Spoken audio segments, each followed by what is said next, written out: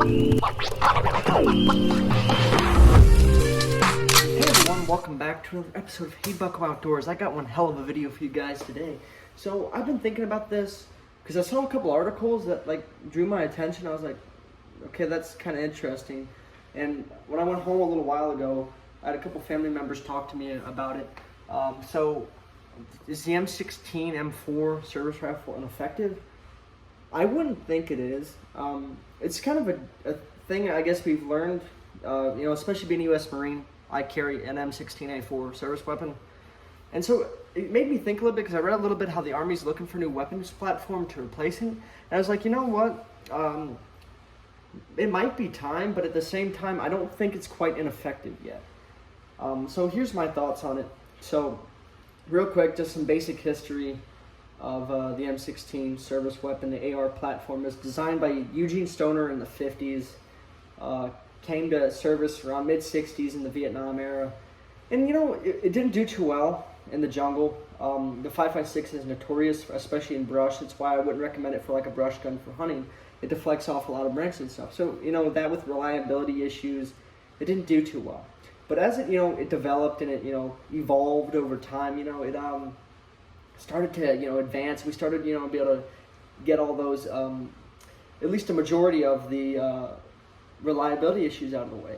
Now, it served us well. I mean, it's been in service since the 1960s. So it's obviously the military's kept it around for a reason. But I think we started to see, this is kind of where I started thinking about, is like we kind of started to see the shortcomings of that platform when we got especially into the global war on terrorism after 9/11, of course. In Afghanistan, you were seeing normal combat engagements. We're getting out past 400 meters, and as much as I love the weapons platform, I'm a big AR guy myself. I own a couple different calibers in the AR platform, but it's like you get that 5.56 out past 400, 500 meters, you're really stretching the effectiveness of that. And so we were having problems with it where we'd have to break out crates of old M14s, M1As to be able to put effective fire down on enemy targets, because Afghanistan, for those of you who don't know, it's a big country full of mountains, and the Taliban have been fighting there. The Mujahideen, I think it's called, have been fighting there for hundreds of years. It's been called the place empires go to die. So I think that's where we saw the shortcomings of the rifle platform, the M16 M4. Now I would say this is where in that situation, that's where the M16 does a little bit better, because it's got the 20-inch barrel. You get that extra velocity, the extra foot-pounds of energy and everything. But even even with that 20-inch barrel compared to the 14-inch barrel, whatever, out of the M4, you're still it's a really big stretch at 400, 500 meters. We qualify up to 500 meters, but out past 500 meters, you're really looking at ineffective fire. Just suppressive fire. And you're looking at, is the round even effective? Because, as time's gone on, we're not the only country with armor that we're fighting. Obviously, we've seen that recently when we were fighting ISIS in Syria. A lot of these new, militia groups and everything we were fighting over in the Middle East were having armor. So the 5.56, especially after these ranges, was having a hard time getting through that, even though 5.56 is extremely good for getting through armor. And another thing, too, is the conditions. I've heard a lot of people say, oh, the AR M16 isn't reliable, the close tolerances. Well, this would be something I'd argue with that, and I've heard a lot of other people say this. It's just something to think about. Yes, the AR platform M16, M4, whatever the hell you want to call this, is called M16 for convenience sake. It has really tight tolerances compared to the AK platform, but think about this. It's gonna blow your fucking heads off or blow your fucking minds away. Just, this piece of knowledge here.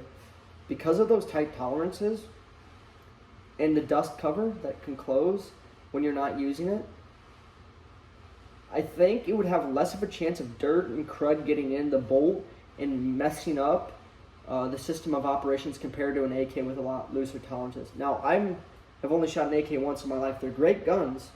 They're really reliable, but that's not to say that the AR platform isn't reliable in situations in the Middle East. But we were coming into problems with it in the heat and all the sand in the Middle East. So that's kind of contrary to my point, I guess. But we were coming into problems with it in the Middle East where we're having reliability issues. Anybody who's ever served or anybody who's taken, the AR style rifle out on long, treks in the field. I mean, for example, in combat training, we were out in the field for 10 days at a time. Didn't clean the weapons once. You just spray a little bit of lubrication oil in there and, keep that bolt moving, and you should be pretty good. But after a while, all that sand and everything starts to build up. And we were seeing a lot of problems with that. But that's kind of where like the M16A4 rolled around. But, as time's going on, we're seeing other world powers come up with these really great weapons design. HK416 is a great one, still based off kind of the same thing. But, everybody's starting to advance or to modernize a little bit more. Past, older weapon designs, a lot of people are switching away from the AK pattern and going more to the AR, and there's a lot of advancements coming.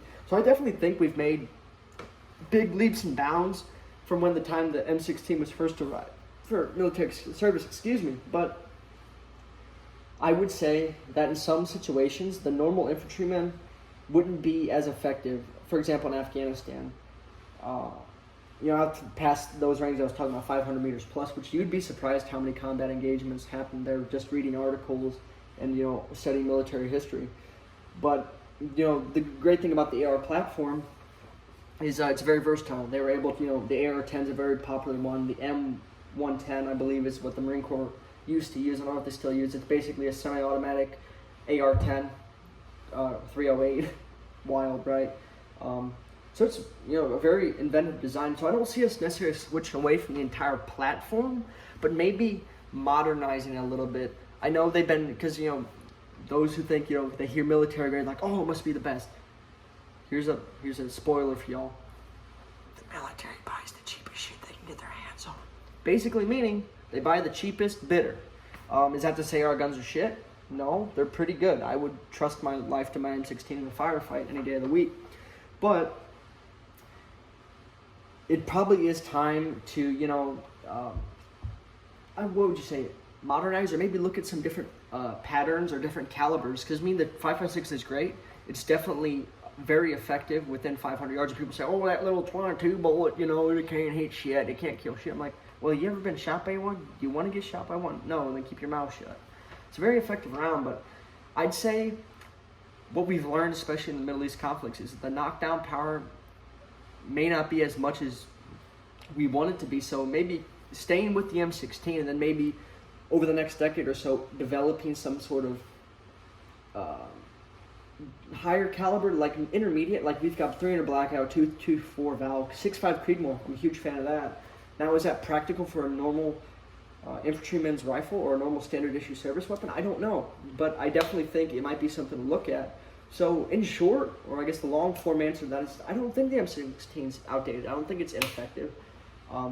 It's definitely been updated through the years. M16A4 is what we're using, still with the M4A1, M4A2 maybe, but I wouldn't say it's outdated. I think it's evolved with time, as most weapons platforms do. The original AK-47 has done the same thing. So it really just depends on if you learn about what the weapon design has done over the years. So yeah, that's my thoughts on the matter. That's my 2 cents. So let me know what you guys think down in the comments below. Do you guys think the AR platform M16 for military use is outdated? I sure don't. But yeah, definitely a good thing to think about. Let me know what you guys think down in the comments below. Thank you all so much for watching, and please have a fantastic day.